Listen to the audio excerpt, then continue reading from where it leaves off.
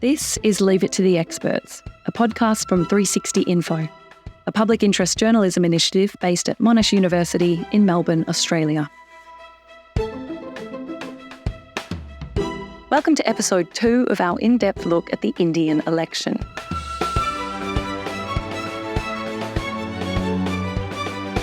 From the lands of the Kulin Nation, my name is Emma Hoy. This time we'll be examining how religion is being used to sway the votes of India's citizens, and why some fear a victory for Narendra Modi could mark a troubling new chapter for the nation's religious minorities and the end of India's status as a secular state.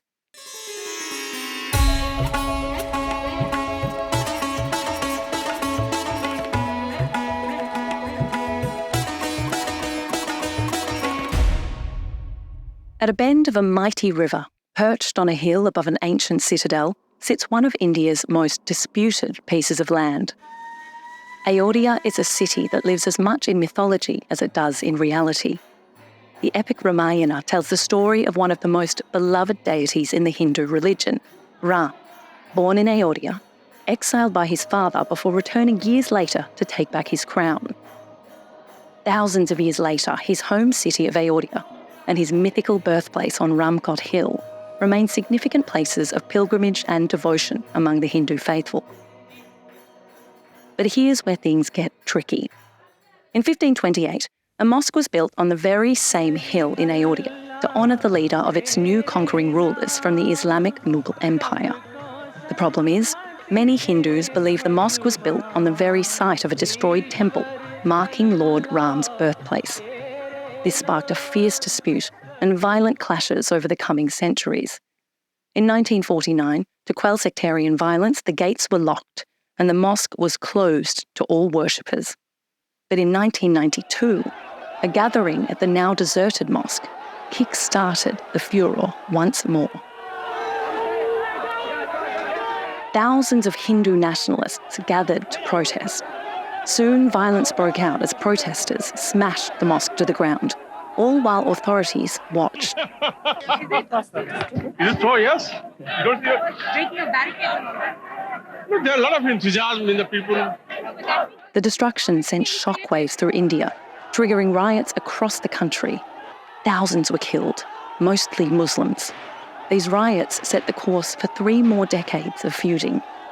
Archaeologists were sent to determine whether a Hindu temple did exist on the site before the mosque, but the findings were disputed. Set up the Bharat Commission probing the 1992 demolition of Babri Masjid in Ayodhya has been submitted. It took 17 years for a commission to deliver its report on the incident, but when it arrived in June 2009, it named several leaders of the BJP as responsible for the demolition of the mosque. Narendra Modi's own mentor, LK Advani, was one of 32 people put on trial for allegedly planning the mosque attack. Really, what it says about various BJP, VHP and other radical Hindu organizations, what the Bharat Commission report will say about Mr. LK Advani. But come 2020, all senior BJP figures charged were acquitted, and by January 2024, a new Hindu temple was consecrated in a large ceremony, with Narendra Modi front and centre. Narendra भाई मोदी जी सियावर रामचंद्र की जय सियावर रामचंद्र की जय. For hardline Hindus, it was a seismic victory. Since then, the destruction of mosques in India has ramped up. In February, 2 mosques were torn down within days of each other, one in Delhi, the other in Uttarakhand. And Hindu nationalists have started petitioning the courts to replace mosques across the country with temples. Force आई ज़बरदस्त और 10 bulldozer आए और आते ही हमसे बोला कि ये जगह खाली कर दो, ये बीडीए की लैंड है. Indian law is supposed to protect places of worship, but the courts have allowed the cases to be lodged, prompting concerns that more demolitions are on their way. Religious diversity is a foundational principle of the Indian Republic. Multiple communities from a huge array of religions have inhabited the land for centuries, each of them deemed equal under the law. But there are growing concerns that the majority is no longer looking out for its minorities. Just under 80% of Indians regard themselves as Hindu. Islam is India's second largest religion, at around 14% of the country's population, which, given India's grand scale, means we're talking about 150 to 200 million Muslim citizens. But despite their relatively small makeup of India's population, more and more Muslims are being blamed by certain actors for the problems that India faces. Questions of overpopulation and strengthening laws around interfaith marriages, adding strain to increasingly polarised communities. There are also concerns over increased attacks on Sikhs, Christians and other religious minorities. And some politicians have used and fuelled this tension as part of their strategy for this election. 360 Info's South Asia editor, Bharat Bhushan, joins us again to discuss how religion is being used to influence voters, bringing into question some of India's core principles. So religion is something that is cherished and celebrated by Indian people. India is the birthplace of several religions, not only Hinduism, but also Buddhism, Jainism, and Sikhism. The point I'm trying to make is that India's diversity is not something new. For centuries, the Indian people with different religious beliefs have lived together in peace. Most Indians participate in the religious festivals, customs, and traditions of other people and also respect them. So Diwali would be celebrated even by Muslims, not in the same religious fashion, but in a cultural fashion. The festival of Eid or even Christmas would be celebrated by people. But I think the most important thing to remember is that the Indian Constitution guarantees the right to freedom of religion as a fundamental right. And most Indians want to keep it that way. It's important to note that only the ruling Bharatiya Janata Party of Prime Minister Narendra Modi has been using religion for political purposes. In 2019, Modi's government revoked the special status of Kashmir, the country's only Muslim majority state. Modi defended the move, saying, One nation, one constitution. Prime Minister Narendra Modi, his rhetoric against Muslims in particular grew very shrill. He referred to Muslims as infiltrators. The Indian National Congress has filed a complaint against the Prime Minister after Narendra Modi described Muslims as infiltrators in Indian society. He has projected opposition parties as appeasers of minorities. You should read by minorities, Muslims. He has also accused the opposition of asking for votes from Muslims by carrying out what he calls vote jihad. This is his term, and he said this vote jihad is being launched to remove him from power. Jabuna Khan's husband was lynched by so-called cow vigilantes, who have increasingly used violence, often against Muslims, to protect the sacred Hindu symbol. Khan died 2 days later. To blame, say critics, is the country's nationalist mood under Modi, testing the secular vision its founders had intended. However, perhaps realizing that this communal rhetoric of dividing people was giving him diminishing returns, now suddenly he has changed.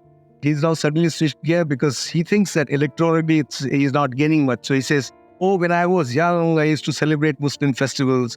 My Muslim neighbors used to bring food and used to eat that food. So I think he's a clever politician. He says things that suit a particular occasion, but whether people are able to see through it or not is not clear to him. I think sectarian politics does work.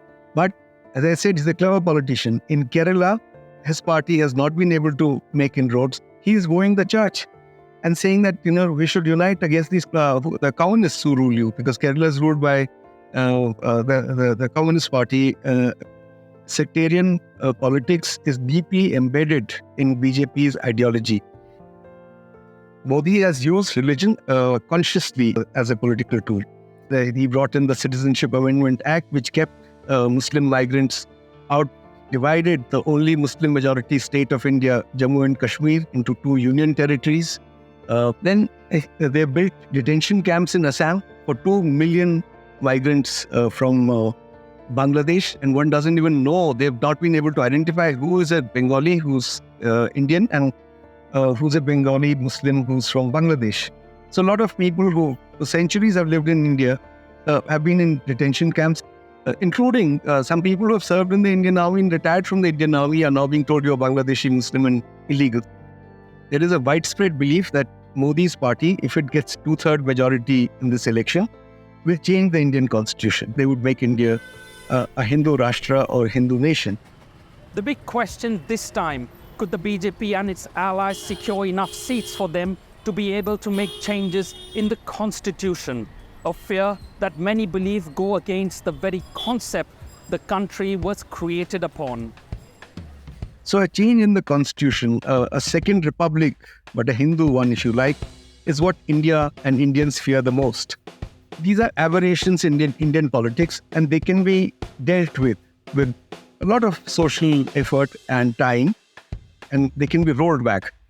But the only way India's secular ideal can be crushed is by changing the constitution completely.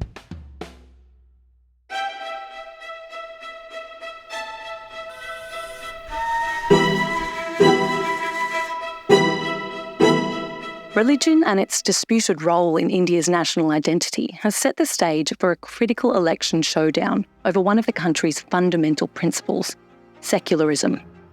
Secularism, enshrined in the constitution, is championed by the opposition and questioned by Hindu nationalist supporters of the BJP. It represents more than just a constitutional provision. Changes to this principle could fundamentally alter the way India is governed. For some, it would spell the end of democracy, while others say it would just clear the way for the country's current direction. To work out its significance, let's bring in our expert, Professor Zoya Hasan. She's a professor of political science at Jawaharlal Nehru University in New Delhi, and she joins us now on Leave It to the Experts. Professor Hasan, welcome to Leave It to the Experts. Thank you very much for asking me to participate in this. Now let's start with the opposition. So throughout this campaign, they've used the slogan, "Save democracy and save constitution." So what changes do they believe are going to be made, and how real is that threat? Well, the threat comes from the statements that have been made by senior leaders of the Bharatiya Janata Party. At least 4 of them said that we want to get 400 seats out of 543 so that we can make changes to the constitution. So this is not something which is just in the air. I mean, the issue really is whether they will make constitutional amendments or they're really going to change the constitution wholesale. I think this whole 400 par, which means give us more than 400, has proved to be counterproductive. I think the opposition was able to make the point that they want to change the constitution to undermine democracy, and above all, it will affect reservations for scheduled castes and scheduled tribes. And this argument seems to have reached the people, particularly scheduled castes, who obviously for them the constitution is a pillar of strength. All their rights, including reservations in government jobs and education, come from the constitution. So they have a really genuine concern about this matter. You've just mentioned that you believe that BJP's public statements aiming for 400 seats have been counterproductive, in your opinion. Why do you think that is? There is a very deep, undemocratic instinct behind this insistence on 400 seats. 272 is the majority mark. And for them to ask for 400 seats. And also, I think what I find rather amusing and interesting is that how does a party predict the exact number of seats? I think they want to basically assert their supremacy, establish a complete one-party dominance. One might even say they're not averse to the idea of a one-party state. I mean, the cornerstone of the whole opposition campaign is save the constitution and save democracy. And this has to be seen in the context of this 400 par, or more than 400. Now, earlier you'd referenced some quotes made by some senior BJP officials about changing the constitution. So a lot of that has to relate to India's status as a sort of secular nation. How much would you say religion is being used as sort of a carrot, and a stick in this election? So we've got kind of enticement and then sort of more forceful threats.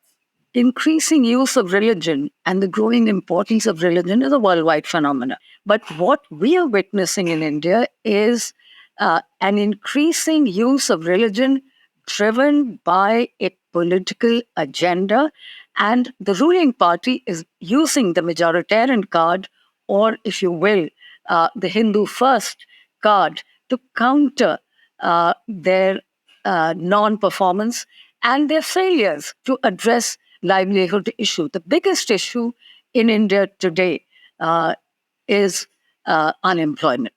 The one issue that is on the top of their mind, not to the same extent in South India, is unemployment. It is not Ayodhya. So for the ruling party, religion, Ayodhya, that they have built a grand Ram temple in Ayodhya, is a big issue. But when you ask people, what is the most important issue? They say unemployment. And if you were to press them, what about Ayodhya? Then they might comment on that. But on their own, the first issue is unemployment. But the second point that is important is that it's not just religion. It's actually religion as communal hate, religion as hate speech. That is a problem, even though there is a very clear model code of conduct of the Election Commission, which prohibits the use of religion or religious appeals in campaign. I guess what we're seeing is part of this larger trend, this shift that sort of move India away from its traditional secular model. You know, this idea of Indian secularism, how important do you think that's been in India's story so far? And why is it something worth defending, even if the vast majority of the population is not impacted? Yes, indeed, this marks a major shift in Indian politics with all the weaknesses of Indian secularism. Still, I think the separation of religion and politics was there, and especially in the first few decades. Of course, Jawaharlal Nehru was the greatest proponent of secular India and democracy and the establishment of democracy. These are his two great legacies. Sadly, both seem to be under threat, but nothing more than secularism.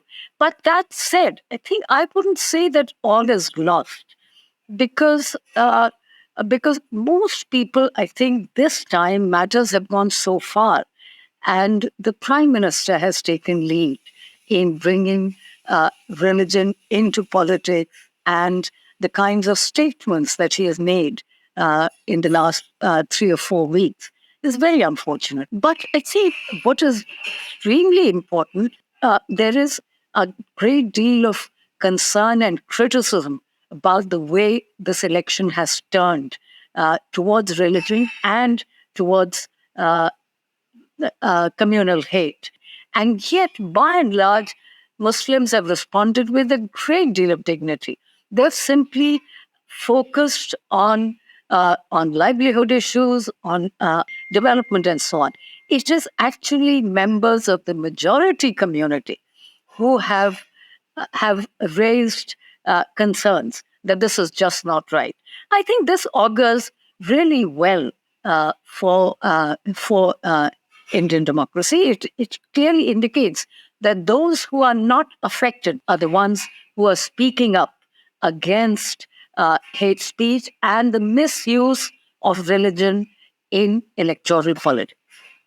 The BJP hasn't performed as well as they initially had expected in the election so far. But, I mean, there's still a powerhouse in Indian politics, right? Do you think that the secular foundations that India was built on can survive that powerhouse BJP party and their attempts to change the country? This election has turned To what extent it has turned and how this turn will translate into seats, we will know on the 4th of June. The opposition campaign, I would say, a fairly remarkable, robust campaign, fortunately, on a non-level playing field. Every which way you look at it, in terms of money, in terms, above all, the media. The media is extremely pro-government. The majority of political analysts and some well-known psephologists are agreed that there will be change, and that it might be difficult. And I think I'm also willing to stick my neck out and say that BJP, as we speak, it seems difficult for the BJP to get a majority, leave alone getting anywhere close to 400. Just looking forward to past this single election cycle, are you hopeful that India will stay strong as a secular republic going into the future? Or do you think that, the BJP has exposed fault lines, like we see, say, in America, for example, that potentially could escalate and continue on for years and years to come? I am quite hopeful that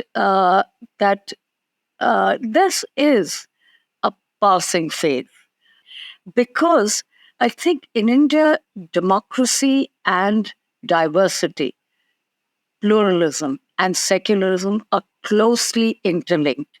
If you destroy secularism, diversity, and replace it with uniformity, and pluralism with the idea of a one nation, one religion, one language, that weakens democracy.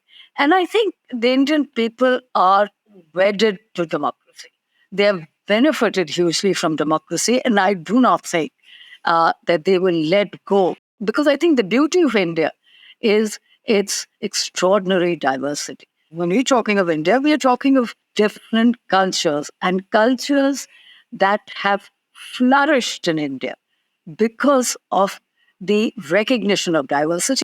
So that's why I think India's democracy has a great future, and India's democracy without secularism is really unimaginable.